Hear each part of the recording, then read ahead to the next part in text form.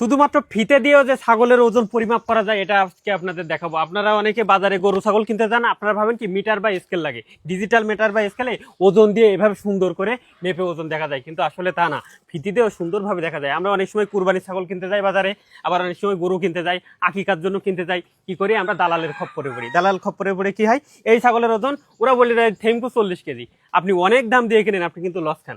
কিন্তু আপনার হাতে যদি এমন একটি ফিতি থাকে, আপনি অনায়াসে এই ওজনটা সঠিকভাবে নির্ণয় করতে পারবেন। আপনার একটা ধারণা চলে আসবে, আপনি সঠিক ওজন দিয়ে, সঠিক মাপ দিয়ে, সঠিক টাকা দিয়ে কিন্তু আপনি ছাগল কিনবেন, আপনি কিন্তু লস খাবেন না। এই যে দেখেন, এই ছাগল দুটো আমি আজকে এই ফিতি দিয়ে ওজন করে দেখাবো। তার আগে আপনার একটা ধারণা রাখতে হবে যে কোনটা কোন জায়গা থেকে মাপ দেবো। এই যে দেখেন, এইটা ছাগলের বেড বলে, বেড অনেকে বলে এটাকে পরিধি, আর এখান থেকে এটাকে বলা হয় দৈর্ঘ্য। আর এটা কোনভাবে মাপ নেবেন আমি আজকে আপনাদের দেখাচ্ছি। এই যে দেখেন, একটা ফিতে নেবেন, এই যে সুন্দর একটা ফিতে নেবেন, সুন্দর ফিতেটা নিয়ে বেডের মাপটা আগে দেবেন। বেডের মাপটা কোন জায়গা থেকে দেবেন, এই যে দেখেন ঠ্যাং, এই আছে সামনের ঠ্যাং, সামনের ঠ্যাঙের একেবারে গা ঘেঁষে এটাকে বলে বেড। এই যে দেখেন বেড বা পরিধি, আর এই পরিধি বা বেড এটা কত, এই দেখেন 36, পরিধি বা বেড এটা হচ্ছে 36। এইটা আপনাকে মনে রাখতে হবে। এবার লাগবে কি দৈর্ঘ্য। দৈর্ঘ্যটা আপনারা কোথা থেকে নেবেন, এই যে দেখেন সামনে একেবারে এই যে গলা থেকে এই যে সামনের এই হাড়, আর এখান থেকে এই পিছনের এই হাড়, এখান থেকে এইটুকু কতটুকু হয়, এই দৈর্ঘ্যটাই কিন্তু আপনার লাগবে। এই যে দেখেন এখানে 28, এই হচ্ছে 28, আর এই হচ্ছে বেড হচ্ছে 36। এবার আপনার লাগবে খাতা কলম, আপনার ফিতের কাজ কিন্তু শেষ।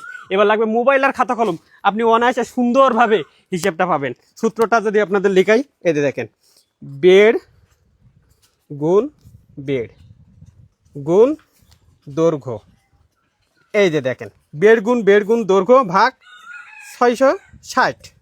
তাহলে আমাদের বেড কত হয়েছিল এখানে, 36 গুণ 36 গুণ দৈর্ঘ্য হচ্ছে 28 ভাগ 660। আপনারা অনেকে ভাবছেন আমি বারবার এই 660 এটা কোথা থেকে পাচ্ছি, এটা মূলত সূত্র 660।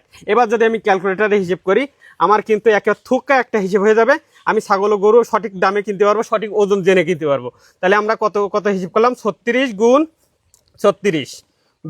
28 কত হলো, দেখ 36,228, 36,288 ভাগ 660 ভাগ সমান 6 ভাগ 660। তাহলে এখানে বের হলো 54.98, মানে এখানে প্রায় 98তে লেখা যায় না, এখানে 55 হচ্ছে এই কেজি। আর 55 কেজিটা কি, এই সম্পূর্ণ ছাগলের একটা পরিমাপ, এই পরিমাপটা কিন্তু 55 কেজি। যদি এবার আমি মাংস বের করতে চাই, এর মাংস কতটুকু হয়েছে এটা যদি জানতে চাই, এই 55কে আমি 2 দিয়ে ভাগ করব। তাহলে কত হবে, 55কে যদি আমি 2 দিয়ে ভাগ করি, এখানে বের হবে 55 ভাগ 2 27.5, মানে 27 পয়েন্ট সামথিং। 27 থেকে 28 কেজি কিংবা 30 কেজির ভিতরে কিন্তু এই ছাগলটার ওজন আছে। তাহলে আমরা অনায়াসে একটা ছাগল কিনতে গেলে এর সঠিক যে দাম, এবার আমি কত টাকা কেজি দরে সেই ছাগলটা কিনবো, অনায়াসে কিন্তু এই দিয়ে গুণ করলে, মোট ওজন দিয়ে গুণ করলে কিন্তু ছাগলের দাম সঠিকভাবে জানতে পারবো। তাহলে আমরা কেন দালালের খপ্পরে পড়বো, আমরা এই পদ্ধতি অবলম্বন করবো, বাজারে একটা ফিতে নিয়ে চলে যাবো।